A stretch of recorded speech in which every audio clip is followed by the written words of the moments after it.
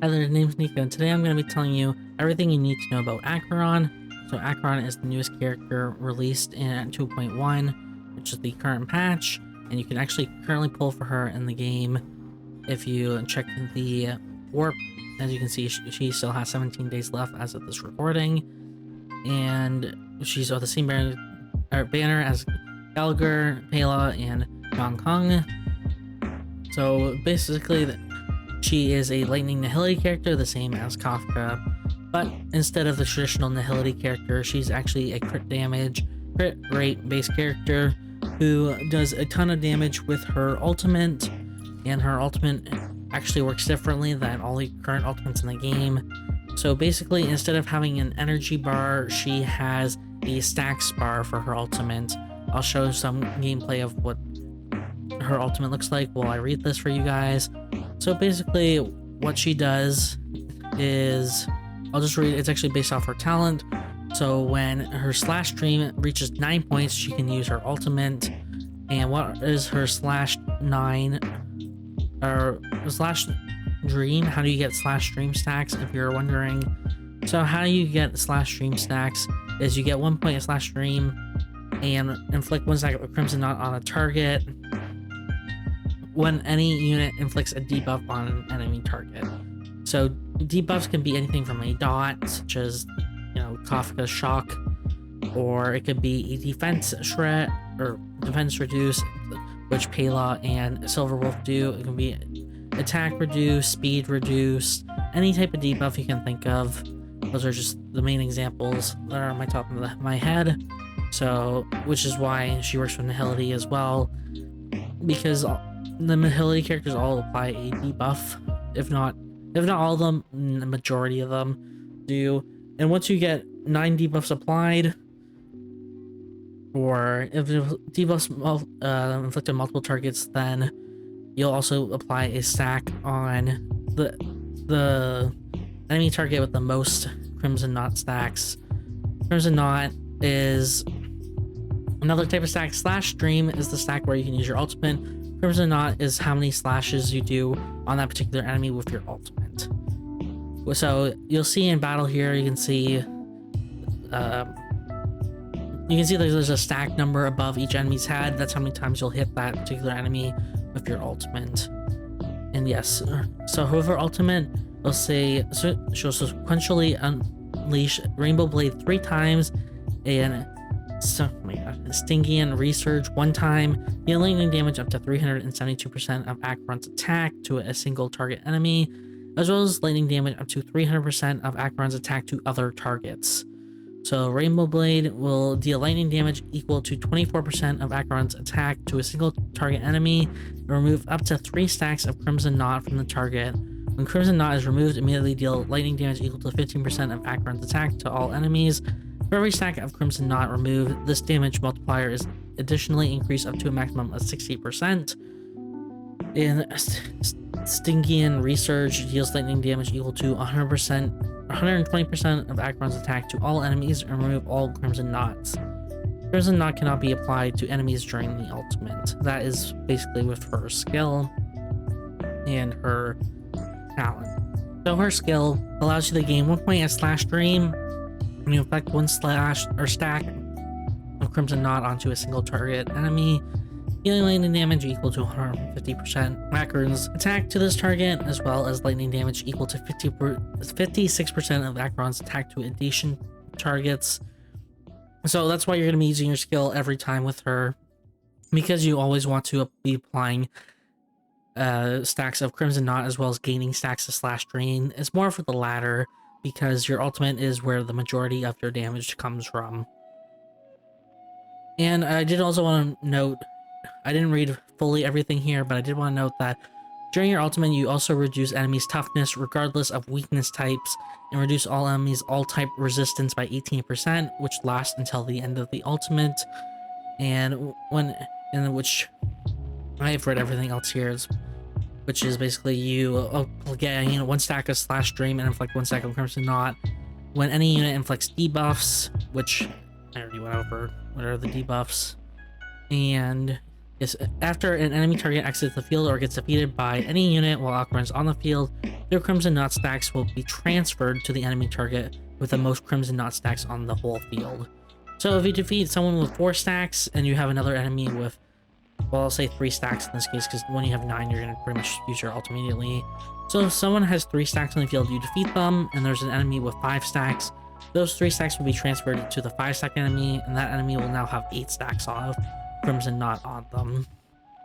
So this is a great way to make sure you burst down an enemy with like high health. Like you can make sure that you prioritize enemies with like higher health or easier like weakness break. But like if their weakness is lightning, you can make sure you just keep stacking onto that enemy.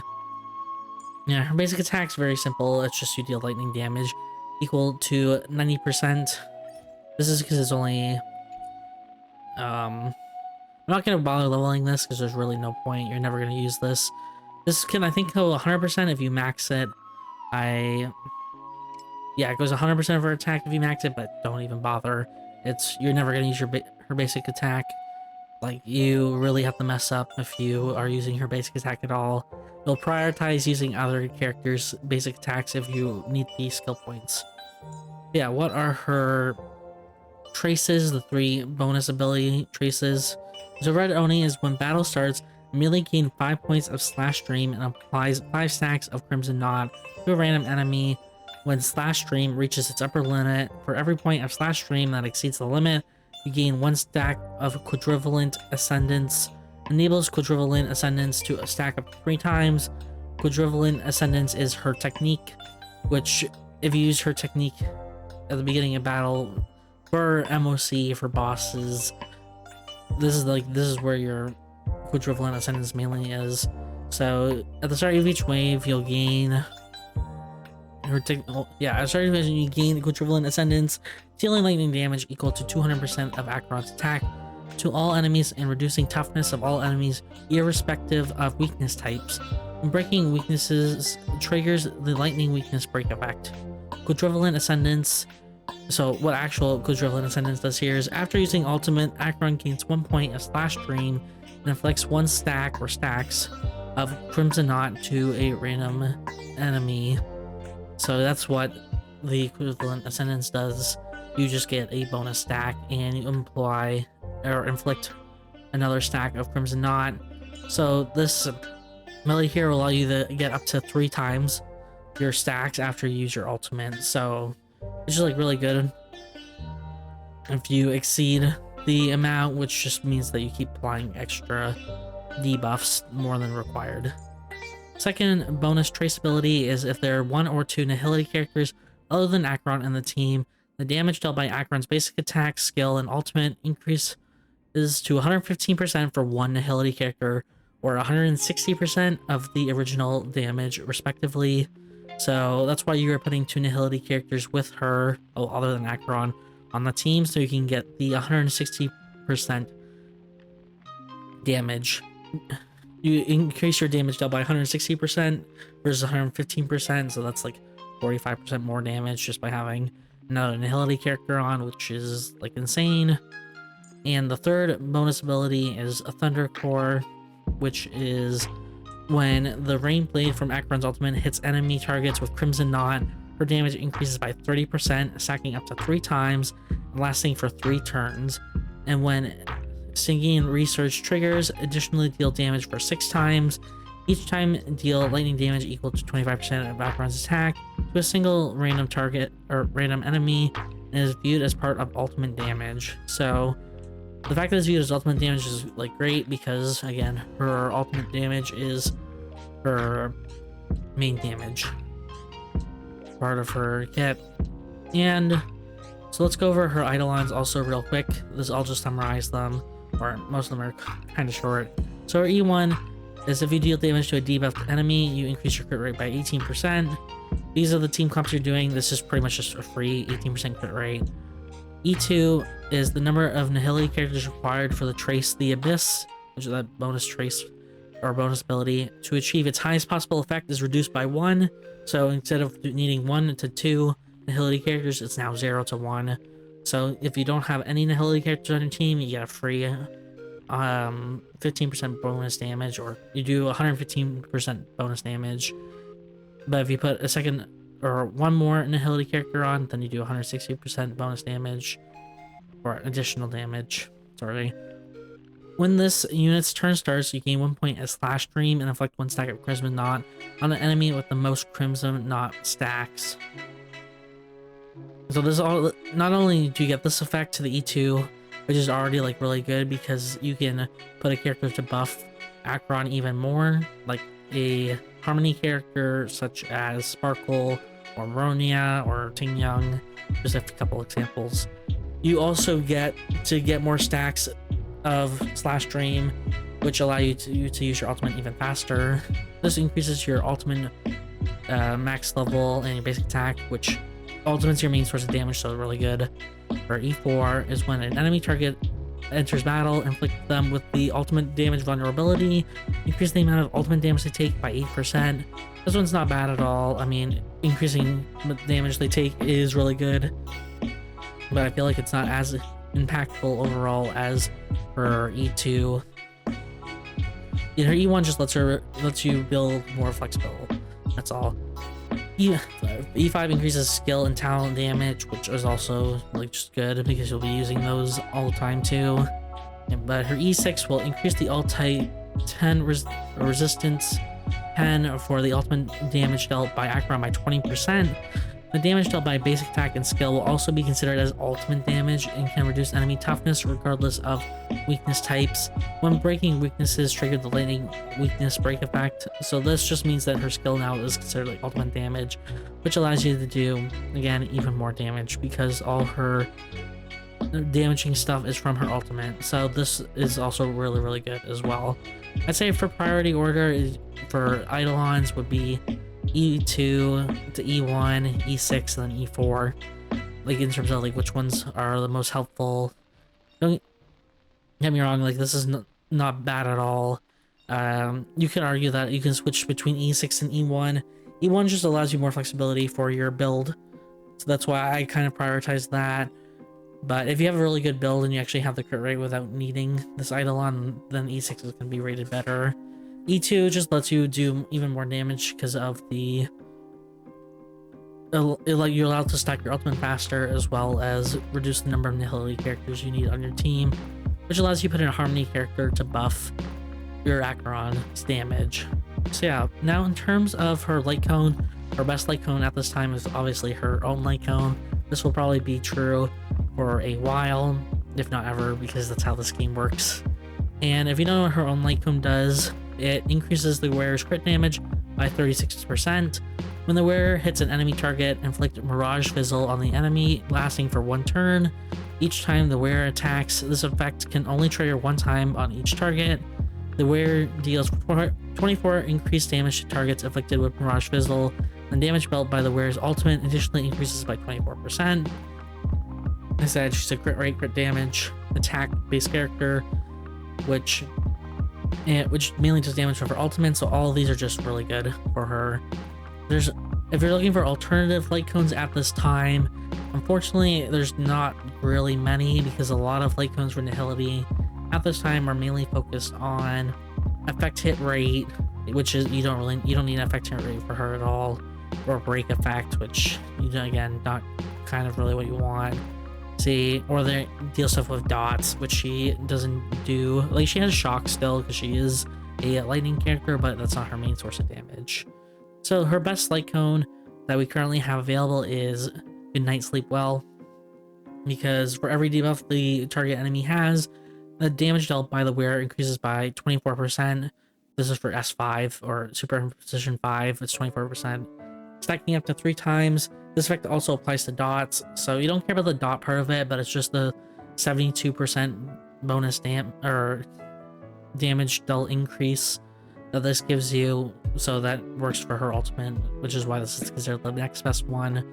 This one is not a free-to-play option though, you have to get this from Gacha only, so it's a little bit unfortunate. I'm hoping that they release a new option for her in the future that has a crit rate or crit damage on it. Okay, so your best free-to-play option is going to be Fermata. Unfortunately, like I said, there's not many options for her. There's a free-to-play options. This can be bought in the Forgotten Hall Lightcone store, which you can just talk to the mirror here. Click enter priceless jewels. You can also do this from Pure Fiction. And here's Ramada. You can get a bunch of them. I've already bought a bunch of them, so that's why this is already used for me. Her second best free-to-play one is going to be its Showtime, actually, because you can get 18% increase damage dealt because you will inflict the debuff on an enemy every time you use your skill, because the Crimson Knot stacks count as a debuff. You're not going to use the second part of this light cone, which is the effective rate one, because you're wasting stats if you're building effective rate on her. So that's why I'm saying it's the second best. So I would just use Ramada. There's like no point in using the other one. So yeah, that's your free to play option. We'll have to see if they add some like crit damage or crit rate based light cone in the future. Then definitely use that one for nihility. Anything that induces with crit rate, crit damage, attack, bonus damage, ultimate increased damage, anything like that is you're going to be looking for the future. Now, in terms of relics, her best set will actually be the Pioneer Divers of Dead Waters 4-piece set. So the 4-piece set, so I'll say the 2-piece increases damage dealt to enemies with debuffs by 12%, and since her skill puts a debuff every time, you're just going to do 12% more damage. And her 4-piece will increase the crit rate by 4%. The wearer deals 8 to 12% increase crit damage to enemies with at least 2 to 3 debuffs. You'll always have more than like at least 3 debuffs on them, so you're going to do 12% increased crit damage. And after the wearer inflicts a debuff on the enemy target, which is every time she does her skill, the aforementioned effects increase by 100%. So that means you'll actually increase it by 24%. Because you're, as I said, the effects increase by 100%, which lasts for 1 turn. So as long as you use your skill every turn, you'll always actually get this effect doubled, which is really good. The reason why I'm currently not running it is because I don't actually have good pieces for the other 2 sets. I'm mainly just looking for a better chest piece at this time that has crit rate on it. My only crit rate chest piece, which I used the specialized resin for, is this one, but it has no good substats on it. So prioritize substats over main stats if you do not have it's better for me to run 2-piece than to run a 4-piece if my 4-piece has really bad substats. I eventually will hopefully be able to run this piece because this section's not that bad. It could be a lot better, to be honest, but it has an extra roll into crit rate. Anyways, the one I'm using at this time is this one. This is a really good roll because it rolled 3 into attack percent, once into crit damage. So no wasted substats in terms of rolls. So it's just a really good piece.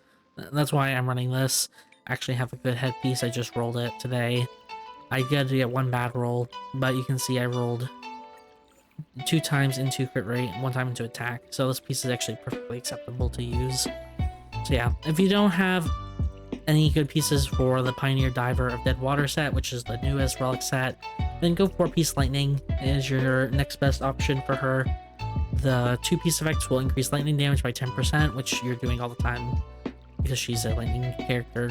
And her 4-piece is whenever the wearer uses their skill, which you'll use your skill every turn, you'll increase the wearer's attack by 20% for 1 turn. So those are the 2 best pieces you can use. If you don't have any of good of that, then just do 2-piece attack, 2-piece attack, which you can find the 2-piece attack on both the Prisoners of Deep Confinement, which is the 2-piece effect, as well as 2-piece Musketeer's Coarse Leather Gloves. I always say prioritize substats over main stat. When I mean substats, I mean these ones.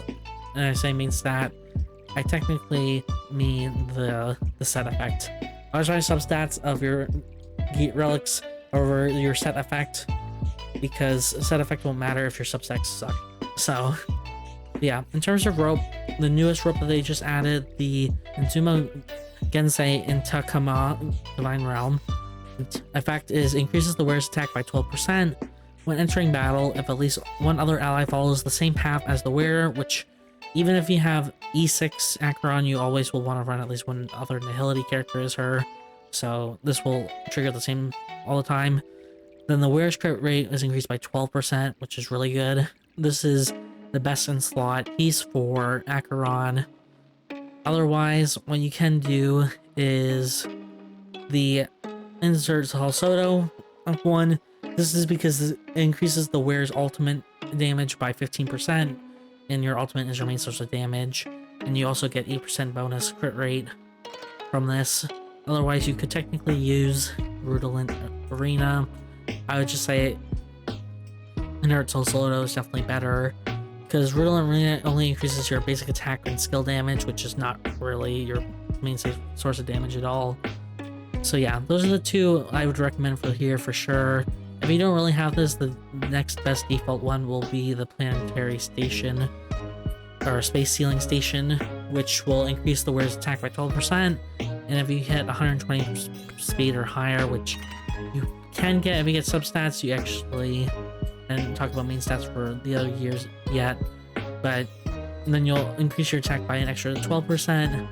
Even that, I'd say it's like not really recommended unless you get good speed substats. So yeah, just use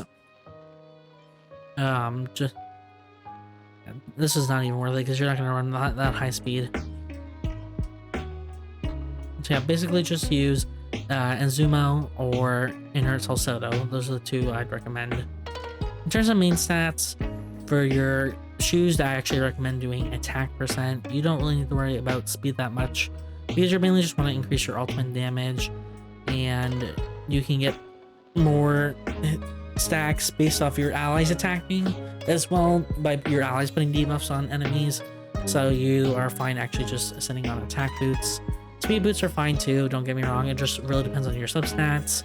Like these substats for my boots you see are honestly really good. I got 1 or 2 technically not as good rules, but they still have crit rate, crit damage.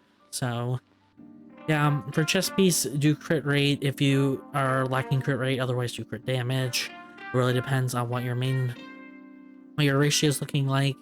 When I mean your ratio, I mean your crit rate, the crit damage ratio. Ideally, it should be 1 to 2. Crit rate here is actually higher than it seems because it does not count Azumo's crit rate when you're not in combat. I'm currently not in combat. So this would actually increase by an extra 12%, and I'm hoping to get her E1 this patch. I'm very close to that. So yeah, her E1 also increases by 18%, which will not be shown unless you're in combat, just to give you a heads up there. And if you have the 4-piece of the Pioneer Diver of Dead Waters, this also increases it by 4%. So eventually I will have that as well. I'll just give you a heads up. That one will show you here because it's not based off having debuffs on enemies or on enemies. Yeah, just want ideally when I say have a good crit ratio, just mean 1 and 2. So if I had 80% crit rate, I want 160 crit damage. If I have 50% crit rate, I'd want at least 100% crit damage. Crit rate obviously hits a cap at 100%. So ideally, you want to have, I'd say, at least 70% crit rate. More so because you're not going to get the effects if it's like, oh, I only have 30% crit rate. You're probably not going to crit most of the time. So the crit rate chest piece is going to be more valuable if you have like 60% crit rate, 60% crit damage versus 20% crit rate, 130% crit damage. There is math that tells you which one's technically better, but one you're going to hit a lot more often than the other. That's just all I'm going to say for that. Yeah, in terms of rope, you're just going to use an attack rope. And I'll just say here, in orb, you're going to use lightning damage boost or attack percentage. Actually, I believe I've heard that people are saying attack percentage is better. I'll do a quick simulation run to see which one is true. If it is herd element or it is attack percent. Yeah, technically attack percentage is slightly better than her, but it's not like a huge difference. It's, when I say slightly, like it's probably like 5, maybe 10% better. Like it's not that big of a deal. So ideally look for attack percent orb, then do lightning damage boost. I only have 2 orbs right now, and I just got this lightning damage one, so that's why I'm using it. So yeah, those are what you want to run for her. In terms of combat, in terms of team comps, her best team comp at this time is actually Acheron, Kafka, Black Swan, and a sustain unit. Or if you can actually live without needing a sustain unit, then use Ruan Mei here. Ruan Mei can be used as a sustain as long as you have your speed tune properly. My team is not, which is why I'm using a sustain like Bailu. But if your team has speed tuned, like my Kafka's not 134. But if you have at least good speed, and you have Ruan Mei here, you can actually not need a sustain unit. So that is the best team comp at the time. Acheron, Kafka, Black Swan, Ruan Mei. I wanted to show you an example of this team comp, but because my guys are not properly speed tuned for it, which when I mean properly speed tuned, I mean Kafka's speed is a little bit too slow at this time. I actually die in the newest MLC, so I will show an example with Acheron, or I probably would have showed it already, using another team comp for the newest MLC, which is Acheron, Kafka, Silver Wolf, and Fu Xuan. Basically, it's because Sam, the Celeron Hunter, is weak to Quantum, and you want to break him as fast as possible, and Silver Wolf has really good break effect, or does really good break effect damage. I've not built break effect on her, but you can, if you do, it'll do even better. And Fu Xuan is there to increase crit rate, so you can build even less crit rate on Acheron. And she's there for your sustain. Kafka is just kind of like her ideal partner, because they're both lightning nihility. So when you're using Acheron, you're probably using her because the enemy is lightning weak, and when you know Kafka also does lightning damage, so you're helping break them even faster. Yeah, you pretty much just want any two nihility units. Other good options other than Black Swan and Kafka or Silver Wolf would be Pela. Pela and Gwyneth would be your next two options, I would say, because Gwyneth also allows you to do more damage with her technique here. Where is it? Actually, it's with her. There's talent. Yes, her talent. So her talent is whenever an enemy is inflicted with Fire Kiss, the enemy will receive 6.2% increased damage, which lasts for 3 turns and can stack up to 3 times. So that means the enemy will actually take 18.6% increased damage, which will allow your Acheron to do a lot more damage. This is why I recommend Gwyneth for a nihility character. Otherwise, Pela is also good because she decreases defense. Right, okay. Pela is good because of her technique. Attacks entering battle. Pela deals ice damage equal to 80% of her attack to a random enemy, with 100% base chance of lowering the defense of all enemies by 20% for 2 turns. Her ultimate is actually what applies. Defense is reduced by 40% for 2 turns. Her skill removes 1 buff on the enemy. Yeah, the reason why you're technically for Pela, I recommend is mainly because of the Lightcone you're going to be using. You're either going to be using the Resolution Shines as Pearls, a suite, or ideally, if you actually did the event early on, you'd use before the tutorial mission starts. Both of these will help you implant defense decrease. This one gives you 100% base chance to ensnare enemy, and snare enemy's defense decrease by 60%, which you do with your ultimate. Yeah, so and then Silver Wolf just does it with her skill, or even her basic attack, which says she can create a type of bug which reduces attack, reduces defense, or reduces speed. And every time Silver Wolf attacks, she has a 69% base chance to implant a random bug that lasts for 3 turns. This can be even higher. As you can see, this can go up to 70% here with 1 level, and even a little bit higher, so probably 71 or 72%. And this also changes more of how much effective rate you run. So yeah, just a summary. Acheron's best nihility characters are going to be Kafka, ideally, just because they share the same element type. Because if you're running Acheron, you're probably going against a lightning weak enemy, so Kafka is good, and she applies Shock on them, which is a debuff. Black Swan, Silver Wolf, Pela, or Gwyneth. Other options would be like Sampo, Welt, I probably will try to fool around with Welt and see if I can get a good Welt a Welt team with Acheron. Yeah, those would be the main characters.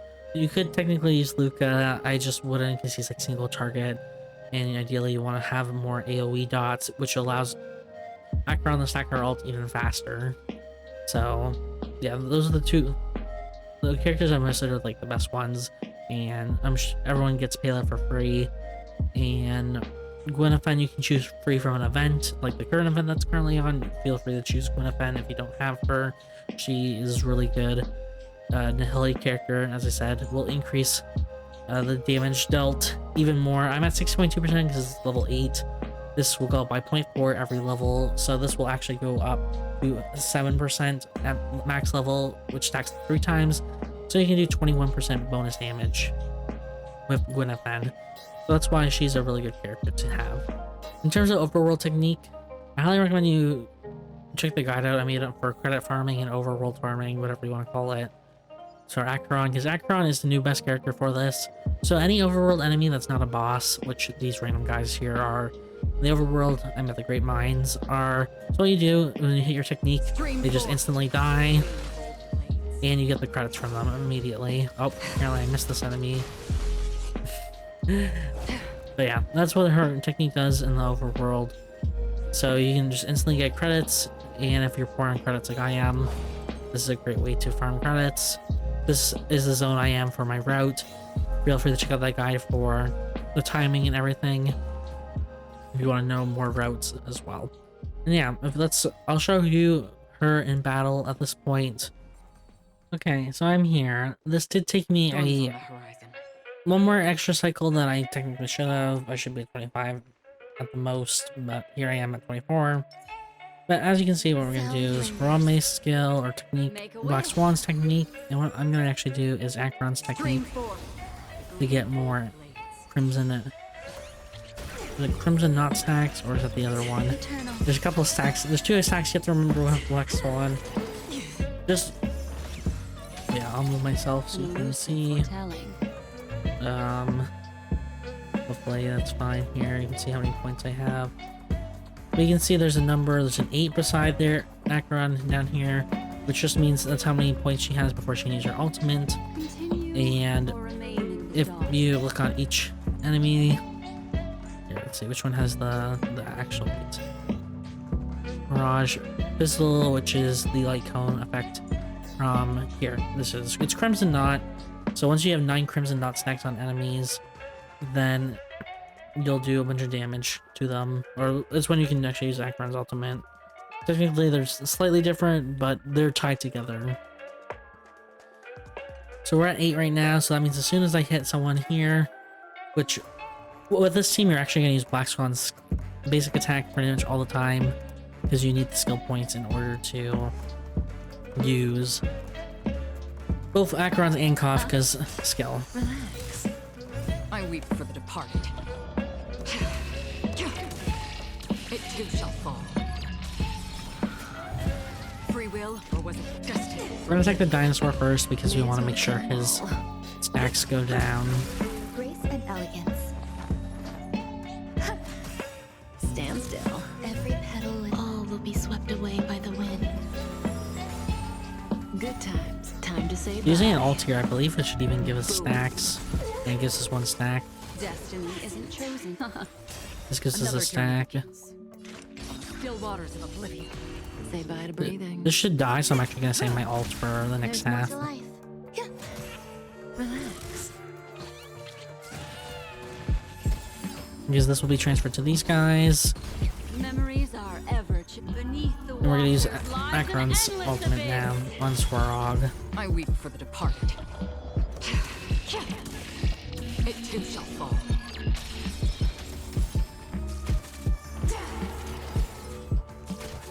Purge initiated. Hurt. Executing operation. May as well kill them all.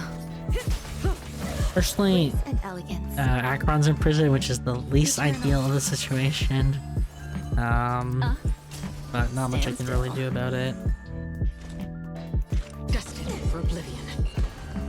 Remember, every time you use your skill, you're guaranteed to get 1 stack, and since she always applies a debuff, she gets 2 stacks So that's why when you're at 7 and you use her skill, you'll get 9. It too shall fall. Good And we'll use times. Kafka's Time to ult. say bye. This will pop all the dots on Swarog. Now, because you have her on May, oh, actually, he just died. He had so many dots on him. Yeah, that's why that's the strongest team. As you can see, no one died. We actually did that in 1 cycle. As I said, that's why this new Acheron has increased the limits of dot teams even more, because Acheron just does so much damage, and you don't have to fully rely on the dot damage. And this was technically MOC in floor 11. I also recorded the first half. So maybe I'll do a video on first half as well, because I already have the recording here. And yeah, that's how you play Acheron. I hopefully gave you some ideas for team comps and how she works in the best team in the game right now. Well, I'd say honestly that's probably one of the best teams in the game in terms of, I'd say for free-to-play players, or maybe like Battle Pass, the monthly pass players, because I'm also using Lightcones on both Black Swan. I have Black Swan's Lightcone as well as Acheron's Lightcone. But all of them are at E0. All those characters I have are E0. So yeah. Let me know what you guys' thoughts are on Acheron. I think she's actually really strong. And I just like her kit. Well, I like her kit. I like her personality. I like her character design. So she's my new main as of this point going forward. Yeah, let me know what you guys' thoughts are on Acheron, and I hope the guide helped you in terms of teams, builds, whatever, and I hope to see you at a different video, whether it's about MOC or pure fiction or what have you.